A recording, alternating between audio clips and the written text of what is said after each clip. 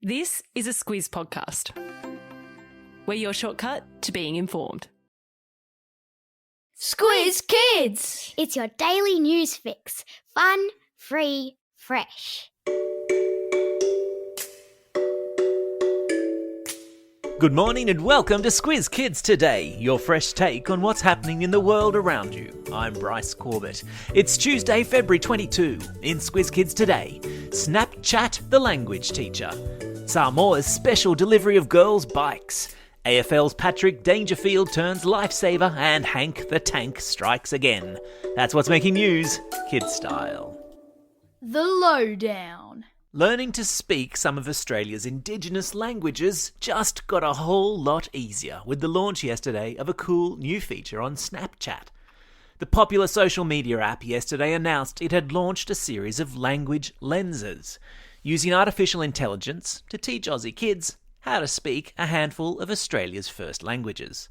In the same way you can hold up a smartphone at the local park and artificial intelligence tech will tell you if there are any Pokemon around, these new language lenses allow you to hold up your phone to, say, a dog, and have the word for dog instantly served up on your screen in one of 4 Indigenous languages, with an audio translation to help you learn how to say it.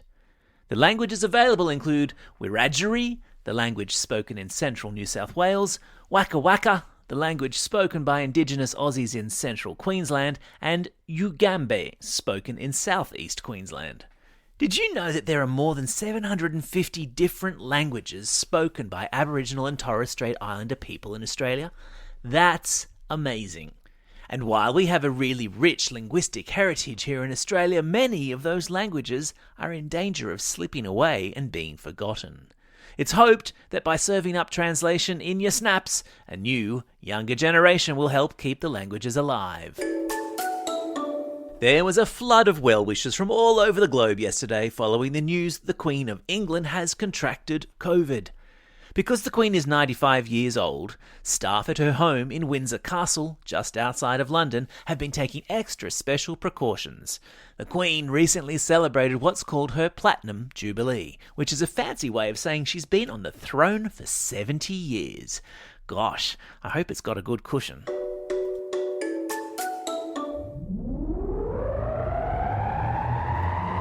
Spin the globe. Each day we give the world globe a spin and find a news story from wherever it stops. And today we've landed in Samoa, where a group of girls is eagerly awaiting a boat stacked with used Aussie bicycles. Some big-hearted people in Griffith in rural New South Wales have collected 110 bikes, restored them and sent them off to Samoa, where they'll be given to girls who live in isolated areas. Once the bikes arrive, those girls will be able to bike to school or to the bus stop that connects them with school, instead of walking for the many, many kilometres that they do every day. So why can't they just buy a bike in Samoa, I hear you ask? Well, affording a bike can be tricky in the Pacific Island nation, where many people earn less than $5 a day. As well as sending the bikes, the group in Griffith also helps Samoan girls pay for their school fees and develop skills that will get them a good job. Animal Kingdom. Have you ever had a wild animal wander into your backyard? Here in Australia it could be a kangaroo, a possum, an echidna, a blue-tongued lizard, or even Derry the water dragon, who lives up the back of my pool area and drives my pup Louie the wonder dog mad. We'll spare a thought for the people of South Lake Tahoe in the United States, who have woken up the past week to find Hank the Tank, an enormous black bear, wandering through their backyards. In the last 7 months, authorities estimate that Hank, who weighs 225 kilograms, has broken into 28 homes searching for food and made himself at home in no fewer than 38 local backyards. And while that might sound vaguely entertaining, it's a real worry for residents there, many of whom are scared to go outside their doors without their bear horn. Because yes, a bear horn is an actual thing in North America. There's a link in today's episode notes to video of Hank the Tank, and let's just say he more than lives up to his name.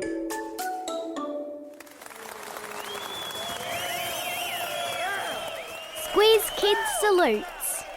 And today, it's a great big Squiz Kids salute to AFL player Patrick Dangerfield, who over the weekend just gone added Lifesaver to his already considerable list of achievements.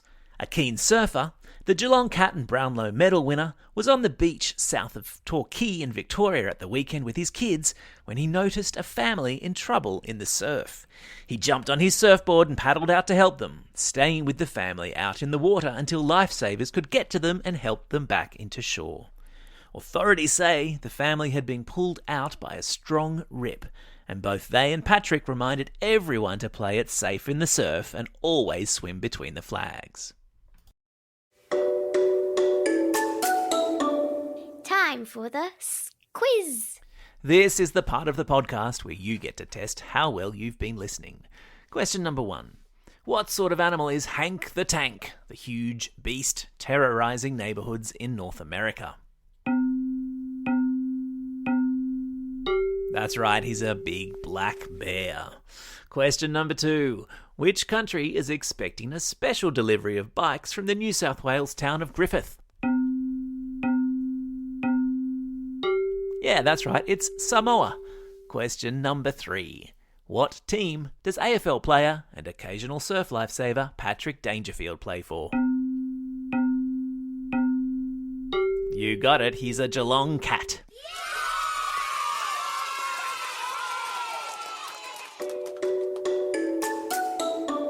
Shout-outs. It's February 22. Speaking of cats, today is Cat Day in Japan, where the nation celebrates its obsession with felines, with cat donuts, cat social media memes, cat celebrities, and Japan's most famous cat, Hello Kitty, all being honoured. It's also a special day for these Squiz Kids celebrating a birthday today. Evie and Nervik from Kempsey, Raphael and Toby from Perth, Rianne and Elsa from Brisbane, Owen from Newcastle, Evie and Matisse from Port Melbourne, Tommy from Balgowlah Heights Public School, and Chloe from Craigburn. And a belated birthday shout-out goes to Lewis from Perth. And today's classroom shout-outs go to Year 3 at Mount Carmel School in Yass, Class 5B and Mrs. Bland at Maruka State School, Class HB8 from Woongarra Public School, and Class 3-4W and Ms. Howard at Exeter Public School.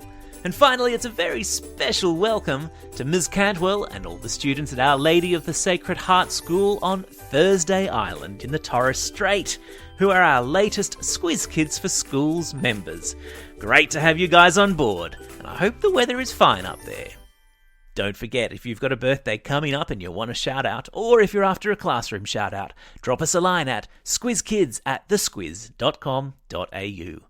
Well, that's all we have time for. Thanks for listening to Squiz Kids today. We'll be back again tomorrow. In the meantime, get out there and have a most excellent day. Over and out.